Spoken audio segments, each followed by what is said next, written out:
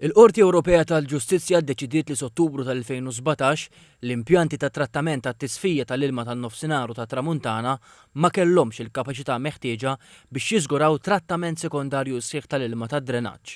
Barra minn hekk, il-qorti sabet li l-impjant tat Tramuntana ma trattax b'mod aktar rigorus l-ilma li daħal f'dan l-impjant.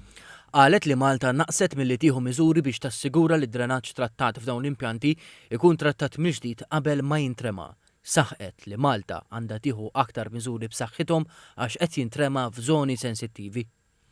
B'reazzjoni l-Gvern Malti qal li ħa nota tas-sentenza wara l-impenn tiegħu biex indirizza l-problema b'mod sħiħ.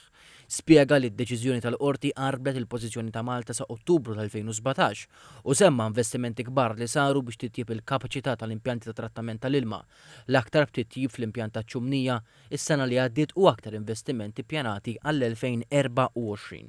Fi-stqarrija l-Gvern qal li qed jaħdem ukoll fuq segregazzjoni tal-iskart agrikolu mill-ilma urban bil-bini ta' faċilitajiet ġodda għat-trattament ta' dan l-iskart. Temm jinsisti li se jkompli jaħdem biex jiżgura konformità mal-istandards Ewropej u biex itejjeb l-infrastruttura ta' trattament tal-ilma filwaqt li jkompli jipproteġi l-ambjent. F'reazzjoni l-Partit Nazzjonalista qal li s-sentenza tikkonferma li l-impjanti għat trattament ta' drenaġġ fin-nofsinhar u Tramuntana mhux ilaħqu. Qal li dan iggiddeb lill-Prim Ministru li kien ċaħat li d-drenaġġ qed jintrema fil-baħar. Fi-stqarrija l-kelliema nazzjonalisti Rebecca Borch, Ryan Kallus u Tony Bezzina qalu li s-sentenza qalet li Malta mhux se tkun tista' tikkonforma mal-obbligi tagħha qabel l-2026. Qalu li b'hekk id-drenaġġ mhux trattat se jibqa' jniġġes il-baħar. Dwar l-iskart tal-bidja l-Partit Nazzjonalista qal li l-Gvern injora din l-isfida sakemm saret problema nazzjonali.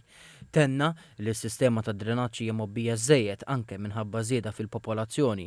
Qal li l-Gvern qed ikompli jiġħad li hemm problema u għalhekk qed jitfa' lil Malta f'riskju ta' aktar ħsara ambjentali, multi u riperkussjonijiet serji għas-saħħa. Temm li l-Maltin jistħoqilhom gvern li jieħu dawn l-isfidi bis-serjetà u qal li se jkompli jinsisti għal soluzzjonijiet ibbażati fuq mudell ekonomiku ġdid.